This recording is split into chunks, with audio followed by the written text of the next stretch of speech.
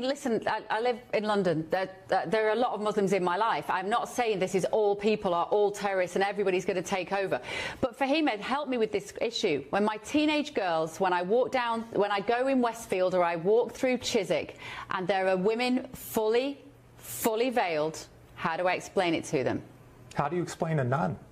Excuse me, I live in those areas as well, and there are hardly ever, it's like 0.001% of people that will be fully covered in that way, and they do not cause any harm. In fact, they're just wearing their Chanel bags, okay, and but if I see one, and they're going out there shopping. It's not scary. It is you just portraying something, and you are just vilifying people. Oh no, it's terrifying. No, it is scary. It is scary because it is scary. It is scary to be around people, and it's not less than 0.1% of women. But that's the whole point of help me understand. The UK, you can have someone dressed half naked and someone who's dressed fully covered, and there's absolutely no problems. And we've got laws for anyone that is going to have any sort of criminal activity, but not about your feeling and bias. Help me understand it. Anyone. Just please, hang on. No, listen, Fahima, I've seen you talk on the telly a lot. I think you're incredibly intelligent. I think you understand this topic very well. I think you're incredibly articulate.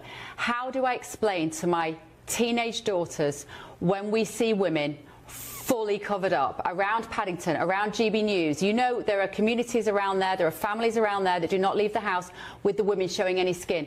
Help me. How do I tell my teenage girls why the women are like that? The same when you go to Rome and you'll see the nuns and you'll see people that are dressed in very conservative, if they can, if they are sort of Christian. So at the end of the day, it is not just Muslims who dress like that. You'll even get sort of the very strict Jewish women who are very covered and very conservative. And in fact, if you look at British history of women dress, it is not something which is alien to us. So again, if you were to maybe educate yourself and your children and your family members of history of other cultures who are conservative, then there is no